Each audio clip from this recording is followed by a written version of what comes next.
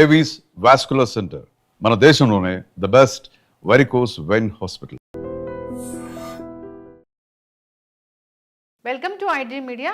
So diabetes and ఒబిసిటీని తగ్గించడానికి చాలా మిరాకిల్ చేసే మందులే వచ్చాయి, అంటే మ్యాజిక్ చేసే మందులు వచ్చాయి. అయితే ఇవి ఎవరికి ఇవ్వాలి, ఎవరికి ఇవ్వకూడదు, ఈ మధ్య మౌంజరో ఫేసెస్ వింటున్నాం కదా, అంటే ఏంటి వివరాలు తెలుసుకుందాం. మనతో పాటు ప్రముఖ internal medicine specialist doctor Rajesh Ukkala గారు ఉన్నారు. డాక్టర్ గారు నమస్తే. నమస్తే. ఇప్పుడు జనరల్గా ఇన్నేళ్ళ ఎక్స్పీరియన్స్ మీది, ఎన్నో పేషెంట్స్ని చూసుంటారు.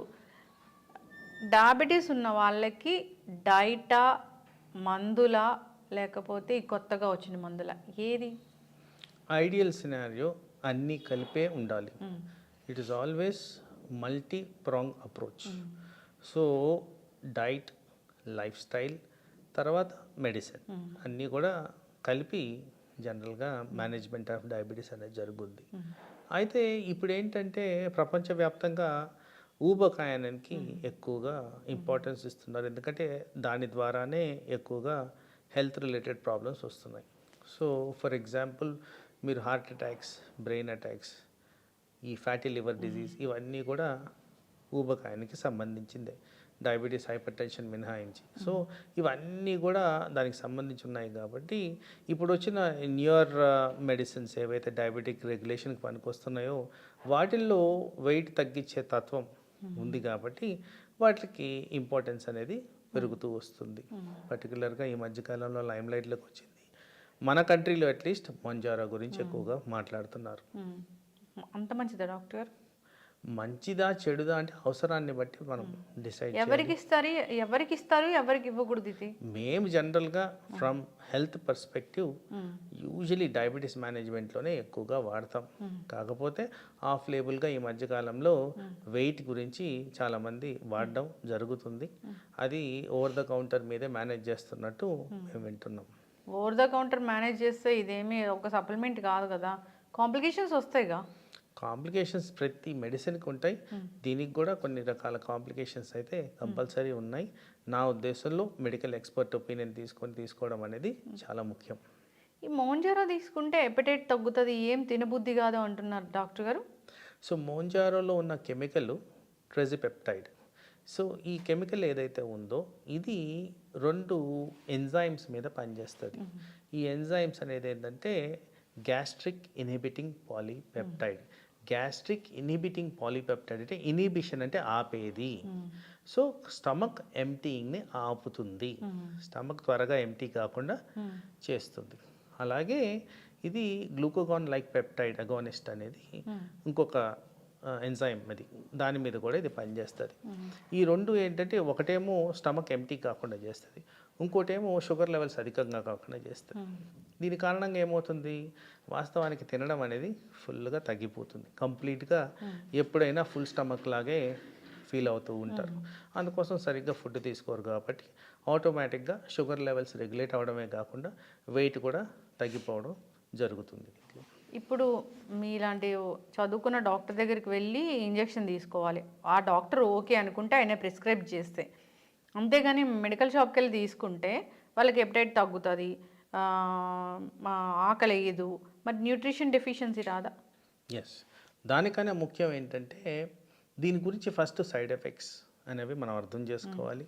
వాడిన దాని వల్ల ఏం బెనిఫిట్స్ ఉంటాయి, దాన్ని ఆపేసినందుకు ఏం అడ్వర్స్ ఈవెంట్స్ ఉంటాయి, అలాగే వాడే పద్ధతి ఎంత డోసులు వేసుకోవాలి, ఎంత దూరం వేసుకోవాలి, ఏంటి టార్గెట్ అనేది తెలియకుండా బ్లైండ్గా వేసుకున్నప్పుడు సమస్యలు అనేది ఏర్పడడం సహజమే. అలాగే కొన్ని పరిస్థితుల్లో సపోజ్ ప్రెగ్నెంట్ విమెన్ ఉన్నారు, వీళ్ళలో ఇది వాడచ్చా వాడకూడదా, అలాగే కొన్ని కండిషన్స్ పర్టికులర్గా క్యాన్సర్కి సంబంధించిన కండిషన్స్, థైరాయిడ్ క్యాన్సర్లో ఇది వాడకూడదనే సూచనలు ఉన్నాయి. అలాగే బేరియాట్రిక్ సర్జరీ చేసుకున్న వాళ్ళు వీళ్ళు వాడచ్చా వాడకూడదు, ఇవన్నీ కూడా ఎక్స్పర్ట్ ఒపీనియన్ లేకుండా వాడడం అనేది మంచిది కాదు. అంటే ఇప్పుడు పేషెంట్ డైరెక్ట్గా వచ్చి మాకు ఆ ఇంజెక్షన్ ఇవ్వండి అంటే ఇస్తారా డాక్టర్ గారు? జనరల్గా అసెస్మెంట్ జరుగుద్ది, కౌన్సిలింగ్ జరుగుద్ది, అసలు ఎందుకు వాడుతున్నారు, ఏ కారణంగా మీకు అవసరం ఉంది, అది జస్టిఫైడా మీ హెల్త్ కండిషన్కి, ఇలాంటి అసెస్మెంట్స్ చేసిన తర్వాతే ఈ ఇంజెక్షన్ అనేది వాడడం జరుగుద్ది. ఇప్పుడు తినకముందు 200, తిన్న తర్వాత ఒక 400 షుగర్ ఉంది, ఇది వాడారు, మొత్తం షుగర్ లెవెల్స్ అని బాగా 100, తిన్న తర్వాత 120, 130 అట్లా వచ్చింది, తగ్గిపోయింది 3-4 నెలలు వాడాక అన్నప్పుడు తర్వాత ఏంటి? సో బేసిక్లీ ఈ మెడిసిన్ ఏదైతే ఉందో ఇది వాడినంత కాలమే దీని బెనిఫిషియల్ ఎఫెక్ట్స్. అది మానేసిన తర్వాత చాలా మటుకు రివర్సల్ అయ్యేదానికి ఛాన్స్ ఉంది. ఆ బెనిఫిట్స్ అన్నీ పర్టికులర్గా వెయిట్ గెయిన్ అయ్యేదానికి ఛాన్స్ ఉంది, షుగర్ లెవెల్స్ కూడా అదుపు తప్పడానికి ఛాన్స్ ఉంది అన్నట్టు ఎవిడెన్సెస్ అయితే ఉన్నాయి. సో అందుకోసం దాన్ని వాడేటప్పుడు లాంగ్ టర్మ్గా మనం దాన్ని డిసైడ్ చేసుకొని వాడడం అనేది ముఖ్యం. మౌంజారో ఫేసెస్ అంటున్నారు, ఏంటి డాక్టర్ గారు అది? సో జనరల్గా ఏమవుతుందంటే ఒక హెల్దీ ఫేస్ అంటే అట్లీస్ట్ మన సబ్ కాంటినెంట్లో కాస్త బుగ్గలుండి మసిల్ అండ్ ఫ్యాట్ కనిపించే విధంగా స్కిన్ షైనింగ్ విధంగా ఉంటుంది. ఎవరికైతే వెయిట్ లాస్ అవుతున్నారు, అది కూడా significant amount of weight loss, వీళ్ళు చెప్పేది ఏంటంటే అరౌండ్ 23%, 24% వరకు వెయిట్ లాస్ జరుగుద్ది బేసల్ బాడీ వెయిట్ నుంచి అని చెప్తున్నారు.